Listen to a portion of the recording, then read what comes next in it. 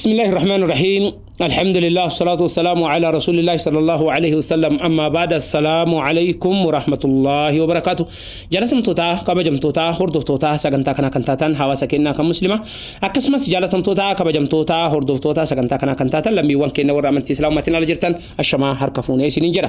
برون سكننا كتا جحفا إنما يسوس إسروجا كان لوكته kan keessatti ilaallu bira geenne jira fedha rabbii ta'e akkuma beekamu daldalli seeraan alaa maqaa nabiyyoota kennaa nabi Iisaa nana Yesuus nabi Muusaa dha Muusee nabi Ibraahim Abrahaam geggeeffamu biyya keessa biyya alaatti akka nurraa dhaabatu mirga gaafatuuti kan irra jirru akkasuma nabiyyoonni kunniin tariitii eega Yesuus jedhame eega Muusee jedhame eega Abrahaam jedhame lakki jarri tunni muslimaa miti kiristaanaa ortodoksii kaatolikii Jehovaa Adventisti namni jedhu jiraate akka ragaa dhiyeeffatuu fi eegana ammallee mirga namu ragaa haqaarra dhaabbatee baruu fi wal barsiisuu keessatti dhugaa wal hubachiisuu kan eegana ammallee eenyummaa nabiyyoota rabbii adda durummaadhaan eenyummaa Yesuus Kiristoos isa dhugaa kan dhukatee ifatti baafnu kutaa jaffaarra geennee jirra jechuudha. Akkuma beekamu kutaa shanaffaa kenna irratti amantii fi barsiisni nabiyyoota maal akka ture eegana ammallee ragaan laallee jirra. Yeroo hedduu warroonni amantii islaamummaatiin ala jiran amantii bareedaa kana maqaa isaa xureessuudhaaf eegana ammallee waan hin jirre itti maxxansuudhaaf islaamummaan ka dhufee erga nabi Muhammad dhufee booda jedhanii warroonni akkasii yaadan jiranii rasuulatu alayhi salaatu wassalaam islaamummaa kana fide jedhanii warroonni haasawan jiranii tariitii mana barumsaa keessatti illee islaamummaa basabaatanyaa seenchariinoo minaaminaa seenchariinoo jedhanii minaaminyaa kanaan ilma namaa dhamaasuudhaaf diin bareedaa kana fokkisuudhaaf warroonni deeman jiranii kuni wanni beekamuu qabu ololaa the propaganda of anti-Islam olola warri aduwwiin diinii uume ta'uu isaa namni kamuu hubatuu qaba jechuudha. Ragaan Qur'aanaa suuraa 42ffaa suuraa Shuuraa ayata 13 irratti jiru ifa baasee lafa kaahee jira. Amantiin nuti qabanne kun tauhiidni nu addarra jirru kuni akkuma rabbiin eegana Qur'aana isaa keessatti dubbate shar'a lakum min ad-diini ma wasa bihi nuuhan. Eegana ammallee wanni karaa isin godhame bara diinii irra islaamummaan adda karaa isin godhame kun tauhiidni adda eegana isin itti ajajamtan kuni kan nabi Nuuh illee itti ajajame, nabi Ibraahim illee itti ajajame, nabi Muusaa illee itti ajajame, nabi Iisaa illee itti ajajame, eegana nabi Muhammad illee itti ajajame, nabiyyoonni hundi itti ajajamanii. Islam is the religion of all the prophets since Adam to the last prophet Muhammad sallallahu alayhi wa sallam. islaamummaa jechuun amantii nabi Aadam irraa jalqabee haga nabi Muhammadiitti nabiyyoonni jiru hordofaa turanii tokkichummaan rabbiillee kan haarawaa wayii dhufe osoo hin taane eegana ammallee karaa nabiyyoonni rabbii nabi Nuuhis nabi Iisaanis nabi Muusaanis ka addunyaan eegana aannan Noohaa jettuun nabi Nuuh ka addunyaan Moosee jettuun nabi Muusaan ka addunyaan Yesuus jettuun nabi Iisaa ka addunyaan Abrahaam jettuun nabi Ibraahim eegana ammallee tauhiida diinii hordofaa turanii kanaafuu diinii san qabadhaa isa san godhaa gadi dhaabaa isa keessatti addaan hin bahinaa ربين أكنوا في إجانا عملنا نفهمه إسلام ما كان إجلمته واي نبي محمد يتكجر مسوني واي حاسوا أولولا فكيسا aduwwiin diinii eegana ammallee warri haqa fudhatu hin barbaanne olola uume malee dhugaan jirtu akkasan hin taane ragaa quraanaa kanaan mirkaneeffachuu dandeenyee jirra jechuudha. Akka walii galaatitti barumsa keenya kan dabarsine keessatti amantiin nabiyyoota hundaatu islaamummaa ta'ullee mirkaneeffannee jirra. Akkasuma barsiisni nabiyyoota hundaatu tauhiida tokkichummaa rabbii ta'ullee mirkaneeffannee jirra jechuudha. Kutaa keenya kan guyyaa hadhaa kutaa jahaffaa jalatti yoo rabbi fidheetiin jedhee akkuma beekamu warroonni amantii islaamummaatiin ala jiran addunyaa kanarra jiran hundi isaaniitu eegana ammallee nuti karaan keenya karaa Abrahaamii gana akkuma asiin dura isiniin jedhee nabiyyoota rabbii ittiin daldalatuuf namni martinuu akka waan nama jaalatu ni fakkaata akka waan isaan hordofu titti fakkeesseetiin ni haasawaa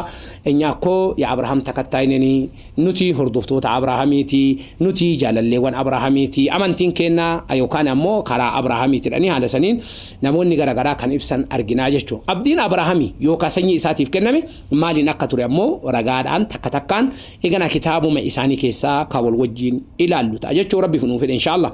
Roomee boqonnaa 4:13 achi dura ammoo maal jedhee agarsiisa abdiin waaqayyoo karaa amantiitiin raawwatamuu isaati gara amantiitiin abdiin waaqaa raawwatame jedhee eegana ammallee boqonnaa sangasseenuun duratti gubbaa kitaabaa irratti barraa'ee jira jechuudha. Roomee 4:13 irratti maal jedha abdiin Abrahaamii yookaan sanyii isaatiif kenname biyya lafaa akka dhaaluuf nabi Ibraahim jechuudha. Abrahaam seera waan eegeefii mitiidha waa'ee seeraatii miti nabi Ibraahim rabbiin biratti wanni inni fudhatamaa ta'ee eegana ammallee jedheef seera eeguun osoo hin taane amantiidhaan qajeelummaa waan argateef amantiidhaan nabi Ibraahim alayhi salaam diinii bareedaa qabatee kanaafuu namni nabiyyoonni rabbi amantiin qaban jedhee Abrahaam amantiin qabu Muuseen amantiin qabu ka jedhu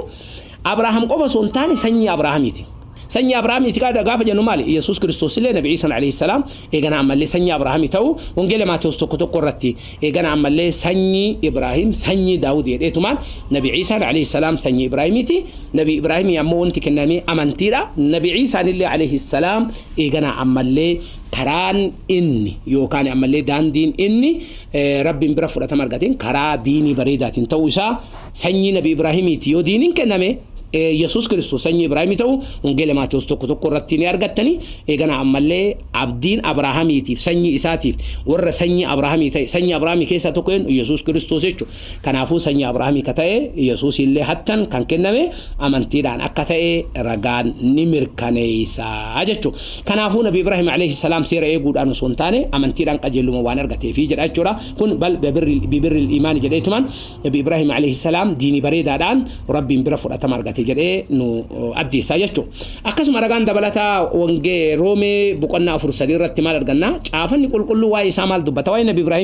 nabi ibraahim akkuma beekamu warroonni attaan islaam malala jedhanillee karaan kennaa diiniin kennaa amantiin kennaa abrahaam is the father of faith jedhanii imaana keessatti fakkeenyi nuti qabnu nabi ibraahim karaan kenna karaa nabi ibraahim jedhanii abrahaam waaqayyotti amanate kunis qajeelumatti laakame amantiidhaan eegana ammalee nabi ibraahim rabbiin biratti filatame jedheetiin eegana lafa kaachoo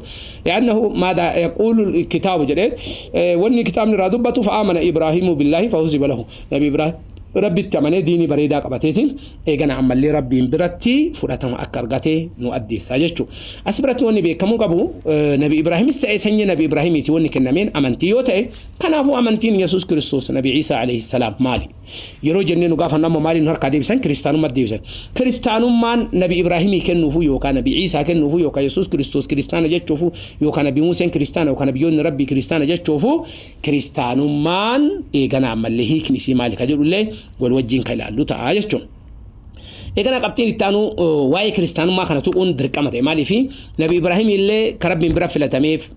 سني نبي إبراهيم كانت يسوع كريستوس اللي رب برا كان فلتميف يو أمانتي دان كذا أوتاته أمانتين يسوع كريستوس يو كان نبي عيسى يو كان نبي إبراهيم يو كان نبي موسى يو كان نبي يوسف ربي مالي كان يرونو قافنو كريستان جراني كريستانو ما دان والقبسيسوني لا كريستانو ما كوني مالي يرو جنتين وروت ما أمانتي كان هردو فان يرو قافنو كريستانو ما كان مالك كتاي هو بنو كها وان كم نبي إذا كان اللي تكون دركمة عاجتو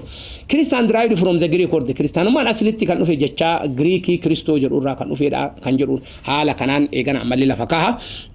تناس أكو هو بنو تيجي فرد كانت هيوني تكتوك وكم هي كان كريستانو ما جنان he can the first definition he can jalqaba Christianum ma da fayoni tokko kenan the original Greek word for Christian is Christianos ida Christianos irra dufe Christianos kun Christifitiani da damila matadaba jada tokko Christifi kalamata motiani da Christi jechon egana amal literally means annonti diwani da tiani jechon ammo isisanille malitti hika litilitti hika jechu ulama walitti debise Christiana jechon Christianos irra dufe Christianos kun ammo jechota damila man kanin Kristos kajedurra Kristos jechon dibama jechoda tian jechon ammo titiqo jechoda Kristana jechon dibamtota titiqo dani hayonni garin ka kanatti lehi kan jiran kanamma akkuma hubannotif warri kana jedhu le jira jechodaf isini tuqu barbaadit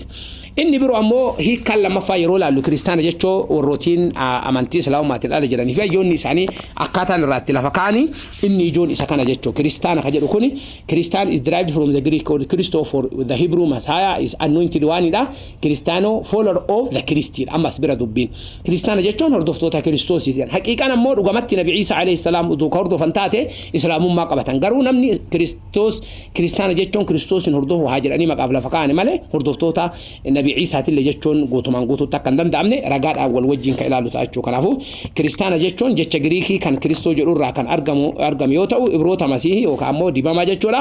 Kristanio jechon hordoftota Kristosi hala kanan hubatan jedani hala kanan lafakani akka wali galatitti Kristana jechon mali da yero jennu egana amalle dictionary wanni fi hayonni addunyalle iddon itti wali galan Kristana jechon jecha yero ibsamu hordoftota Kristi yokan ammo hordoftota Jesus Kristos yokan ammo belonging to the party of Christ or follower of Christ jedhan jechu inni kunille mali kan jiru jechi Kristana jiru jechan yo ibsamu walda Kristi misensa ta'u yokan ammo hordoftota Kristos jedhani hala kanatti laala dhugamatti warroonni adda akka hiika lafa kaan kanatti warra Yesuus Kiristoos hordofani hiikan hordoftoota Yesuus Kiristoos maali kan jedhu yoo rabbi fedhe inshallah barumsa keenya kan itti aanu irratti kan wal wajjin ilaalu ta'a hanga barumsa itti aanu walitti deebinutti nagaa rabbi keessanaaf jiraadha wassalamu alaykum wa rahmatullahi wa barakatuh